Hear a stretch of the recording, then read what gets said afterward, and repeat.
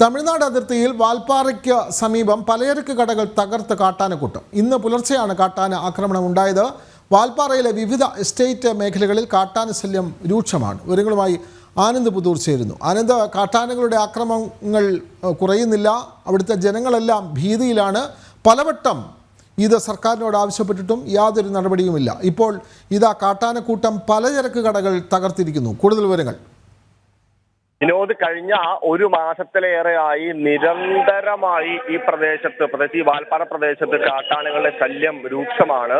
അപ്പോൾ കഴിഞ്ഞ ദിവസം ഈ വാൽപ്പാറയ്ക്ക് സമീപം പലചരക്കടകൾ കാട്ടാന തകർക്കുന്ന ഒരു സംഭവമുണ്ടായി. കോയമ്പത്തൂർ ജില്ലയിലെ വാൽപ്പാറ, കോട്ടത്തറ എസ്റ്റേറ്റ് മേഖലകളിലാണ് ഇത്തരത്തിൽ ഈ കാട്ടാനകളുടെ ശല്യം വർദ്ധിക്കുന്നത്. കാട്ടാനകൾ രാത്രികാലങ്ങളിൽ ഇറങ്ങി ഈ ജനവാസ കേന്ദ്രങ്ങളിൽ കിടന്നുകൊണ്ട് വീടുകളിലും കടകളിലും പലചരക്കടകളിലും ഒക്കെ ഈ ഭക്ഷണ വസ്തുക്കൾ കഴിക്കുന്ന ഒരു പരാതിയും അത് നശിപ്പിക്കുന്ന ഒരു പ്രശ്നവുമുണ്ട്. ഇത് പലതവണ ഇതുമായി ബന്ധപ്പെട്ടുകൊണ്ടുള്ള അധികൃതരോട് പറഞ്ഞിട്ടും വേണ്ട വിധത്തിൽ ഒരു പരിഹാരം ഉണ്ടാവുന്നില്ല എന്ന് തന്നെയാണ് നാട്ടുകാരുടെ.